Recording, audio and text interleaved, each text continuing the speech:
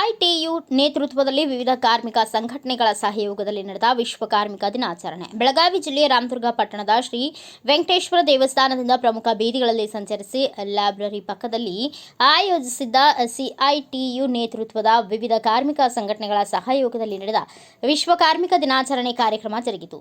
ಮೂರನೇ ಅವಧಿಗೆ ಆಡಳಿತ ನಡೆಸುತ್ತಿರುವ ಬಿಜೆಪಿ ನೇತೃತ್ವ ಕೇಂದ್ರ ಸರ್ಕಾರ ಕಾರ್ಮಿಕ ಕಾನೂನುಗಳನ್ನು ಬದಲಾವಣೆ ಮಾಡಿ ದುಡಿಯುವ ಜನರಿಗೆ ಸಿಗುತ್ತಿರುವ ಅಲ್ಪ ಸ್ವಲ್ಪ ಸೌಲಭ್ಯಗಳನ್ನು ಕಸಿದುಕೊಂಡು ಬಂಡವಾಳದಾರರ ಜೇಬು ತುಂಬಿಸುತ್ತಿದೆ ಎಂದು ಸಿಐಟಿಯು ಜಿಲ್ಲಾ ಕಾರ್ಯದರ್ಶಿ ಗೈಬು ಜೈನೆಖಾನ್ ವಿಷಾದ ವ್ಯಕ್ತಪಡಿಸಿದರು. ಪಟ್ಟಣದಲ್ಲಿ ಸಿಐಟಿಯು ನೇತೃತ್ವದ ವಿವಿಧ ಧಾರ್ಮಿಕ ಸಂಘಟನೆಗಳ ಸಹಯೋಗದಲ್ಲಿ ನಡೆದ ವಿಶ್ವ ಕಾರ್ಮಿಕ ದಿನಾಚರಣೆ ಕಾರ್ಯಕ್ರಮದಲ್ಲಿ ಭಾಗವಹಿಸಿ ಮಾತನಾಡಿದ ಅವರು, ಒಂದು ಕಡೆ ಬೆಲೆ ಏರಿಕೆಯ ಬಿಸಿಯಿಂದ ಜನರು ಕಂಗಾಲಾಗಿದ್ದಾರೆ, ಮತ್ತೊಂದು ಕಡೆ ಕನಿಷ್ಠ ವೇತನ ಇಲ್ಲದೆ ಜನರು ಬದುಕು ದುಸ್ತರವಾಗಿದೆ. ಇಂತಹ ಸಮಯದಲ್ಲಿ ಕೇಂದ್ರ ಸರ್ಕಾರ ರೈತರ ಕಾರ್ಮಿಕರ ಪರ ನಿಲ್ಲುವುದನ್ನು ಬಿಟ್ಟು ಕಾರ್ಪೊರೇಟ್ ಕಂಪನಿಗಳ ಪರ ನಿಂತದ್ದು ದೇಶದಲ್ಲಿ ಅಶಾಂತಿ ತೊಲೆದೂರಲು ಕಾರಣ ಎಂದು ಅವರು ಆರೋಪಿಸಿದರು. ರೈತ ಕಾರ್ಮಿಕ ವಿರೋಧಿ ನೀತಿ ಖಂಡಿಸಿ ಮೇ 20ರಂದು ಬೆಳಗಾವಿಯಲ್ಲಿ ಜೈಲ್ ಬರೋ ಚಳುವಳಿ ಹಮ್ಮಿಕೊಂಡಿದ್ದು ಜಿಲ್ಲೆಯ ಎಲ್ಲ ತಾಲೂಕುಗಳ ಕಾರ್ಮಿಕರು ಭಾಗವಹಿಸಿ ಯಶಸ್ವಿಗೊಳಿಸಬೇಕು ಎಂದು ಅವರು ಮನವಿ ಮಾಡಿದರು. ಅಧ್ಯಕ್ಷತೆ ವಹಿಸಿದ್ದ ನಾಗಪ್ಪ ಸಂಗೊಳ್ಳಿ, ಮುಖಂಡರಾದ ಎಸ್ಜಿ ಚಿಕ್ಕನರಗುನ್, ಮೊಹಮ್ಮದ್ ಶಫಿ ಬೆಣ್ಣಿ, ಬಿಆರ್ ದೊಡ್ಡಮನಿ, ರಾಜಶೇಖರ್ ಶೆಲವಡಿ, ಮಲ್ಲಿಕಾರ್ಜುನ ರೆಡ್ಡಿ ಗೋಂದಿ ಮಾತನಾಡಿದರು. ಸಾಧಕರಿಗೆ ಸನ್ಮಾನ.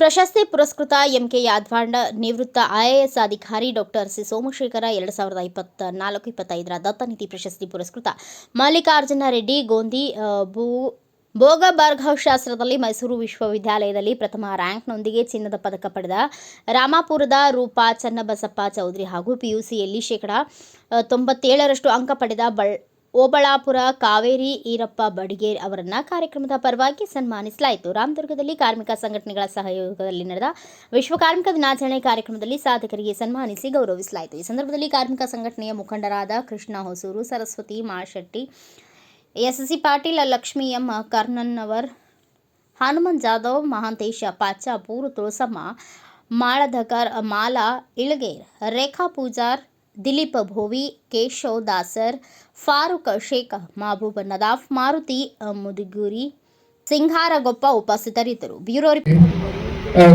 ದೇಶದಲ್ಲಿ ಒಂದು ಹೊಸ ಗಾಳಿ ಬೀಸ್ತು. ಆವಾಗನೇ ಮೊಟ್ಟ ಮೊದಲೇ ಒಂದು ಕಾರ್ಮಿಕರಿಗೆ ಸಂಬಂಧಪಟ್ಟಂಥ ಕಾನೂನು ಪಾಸ್ ಆಯಿತು. ಕನಿಷ್ಠ ಕೂಲಿ ಬೇಕು ಅಂತೇನು ಇವತ್ತು ಹೇಳ್ತಾ ಇದ್ದೇವೆ.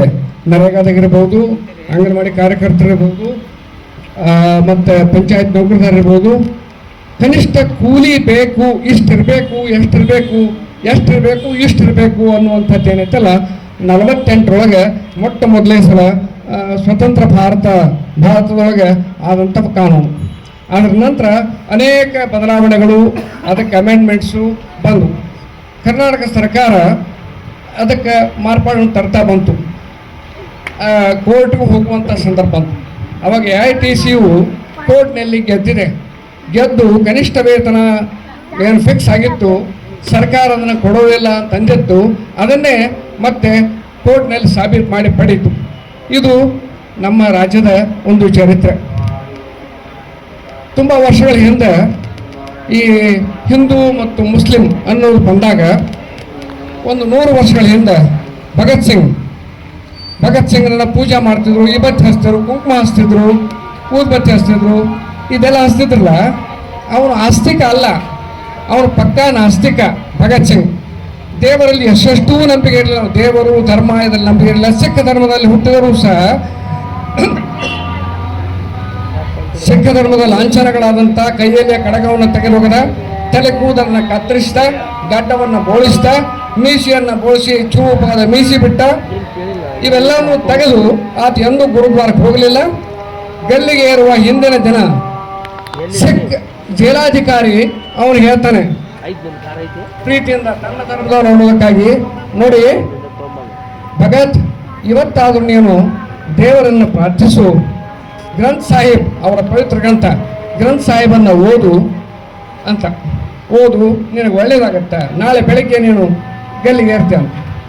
ನಾನು ಇಲ್ಲಿವರೆಗೆ ಏನು ನಡೆದುಕೊಂಡು ಬಂದೇನೆ, ಇವತ್ತು ನಾನು ಅದನ್ನು ನೀ ಹೇಳೋದನ್ನು ಮಾಡಿದರೆ ನಾನು ಇಲ್ಲಿವರೆಗೆ ನಡ್ಕೊಂಡು ಬಂದದ್ದು, ಓದಿಕೊಂಡು ಬರೆದು ಮಾಡಿದ್ದೆಲ್ಲ ವ್ಯರ್ಥ ಆಗುತ್ತೆ. ನನ್ನನ್ನು ಬುಕ್ಕಲು ಅಂತ ಜಗತ್ತು ನಾಳೆ ಸಾರ್ತದೆ, ಒಪ್ಪುತ್ತದೆ. ಅದಕ್ಕಾಗಿ ನಾನು ಯಾವ ದೇವರನ್ನು ನೆನೆಸುವುದಿಲ್ಲ, ಗ್ರಂಥವನ್ನು ಓದುವುದಿಲ್ಲ ಅನ್ನುವಂಥ ನಿಟ್ಟಿನಲ್ಲಿ ದೊಡ್ಡ ಪ್ರಮಾಣದಲ್ಲಿ ಇಡೀ ಭಾರತ ದೇಶದಲ್ಲಿ ಜೈಲು ಬರೋ ಕಾರ್ಯಕ್ರಮ ಮಾಡಬೇಕಂತೇಳಿ CITU ಕರೆ ಕೊಟ್ಟೈತೆ.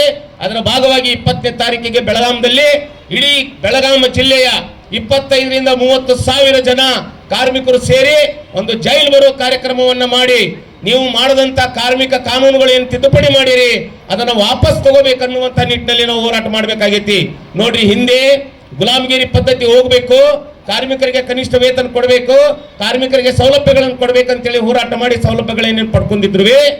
ಅದೇ ನಿಟ್ಟಿನಲ್ಲಿ ಇವತ್ತ ಮತ್ತೆ ಸರ್ಕಾರಗಳು ಏನ್ ಮಾಡಾಕತ್ತೇವೆ ಅಂತಂದ್ರೆ ಮತ್ತೆ ಆ ಕಾರ್ಮಿಕ ಕಾನೂನುಗಳನ್ನ ಬದಲಾವಣೆ ಮಾಡಿ ನಮಗೆ ಸಿಗುವಂತ ಸೌಲಭ್ಯಗಳನ್ನ ಇವತ್ತ ಕಸಕೊಳ್ಳುವಂತ ಒಂದು ಕುತಂತ್ರ ಮಾಡ್ತಾ ಇದೆ ಅನ್ನುವಂಥದ್ದು ನಾವು ಅರ್ಥ ಮಾಡ್ಕೋಬೇಕು. ನಮಗೆ ಅಲ್ಪ ಸ್ವಲ್ಪ ಏನು ಪಗಾರ ಹೆಚ್ಚಿಗೆ ಆಗೈತಿ, ನಮಗೇನು ಕನಿಷ್ಠ ವೇತನ ಕಾಯ್ದೆ ಒಳಗೆ ಬಂದಿವಿ, ನಮಗೇನು ಇವತ್ತು ಗ್ರ್ಯಾಚುಟಿ ಸಿಗಾಕತ್ತೈತಿ, ಇದು ಹಂಗ ಬಂದಿದ್ದಲ್ಲ. ನಮ್ಮ ಹಿರಿಯರು ದೊಡ್ಡ ಪ್ರಮಾಣದಲ್ಲಿ ತ್ಯಾಗ ಬಲಿದಾನ ಮಾಡಿದ್ದ ಪ್ರತೀಕವಾಗಿ ಇವತ್ತು ನಮಗೆ ಕನಿಷ್ಠ ವೇತನ ಸಿಗಾಕತ್ತೈತಿ. ಅದು ಒಂದೊಂದು ತಿಂಗಳು ಕೊಡ್ತಾರೆ, 2 ತಿಂಗಳು ಬಿಡ್ತಾರೆ, ಆ ನಿಟ್ಟಿನಲ್ಲಿ ಐತಿ. ಆದ್ರೆ ಕನಿಷ್ಠ ವೇತನ ಕಾಯ್ದೆ ಒಳಗೆ ನಾವು ಪಡ್ಕೊಂಡಿವಿ. ಉದಾಹರಣೆಗೆ ಹೇಳ್ಬೇಕಂತಂದ್ರೆ ಅಂಗನವಾಡಿ ನೌಕರರು ಏನ್ ಕೆಲಸ ಮಾಡ್ತಿದ್ರು ICDS ಯೋಜನೆಯಲ್ಲಿ, ಇಂಟಿಗ್ರೇಟೆಡ್ ಚೈಲ್ಡ್ ಡೆವಲಪ್ಮೆಂಟ್ ಸ್ಕೀಮ್ ಅಂತೀವಿ ಅದಕ್ಕೆ ನಾವು, ಸಮಗ್ರ ಬಾಲ ವಿಕಾಸ ಯೋಜನೆ.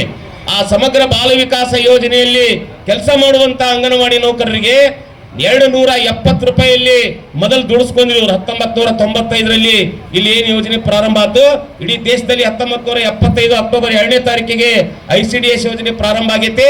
ನಮ್ಮ ರಾಮದುರ್ಗದಲ್ಲಿ ಅಥವಾ ಬಹಳ ಕಡೆಗಳಲ್ಲಿ 1995ರಲ್ಲಿ ಈ ಒಂದು ಯೋಜನೆ ಪ್ರಾರಂಭ.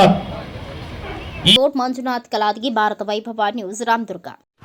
Thanks for watching. Read, discuss and debate with editor Dr. Yan Prashant Rao. Wanted reporters in print, digital and visual media for Bharat Vaibhav Daily Newspaper, BV News 5 Channel and BV Fast Web News from all the talukas of Karnataka, Goa and Maharashtra.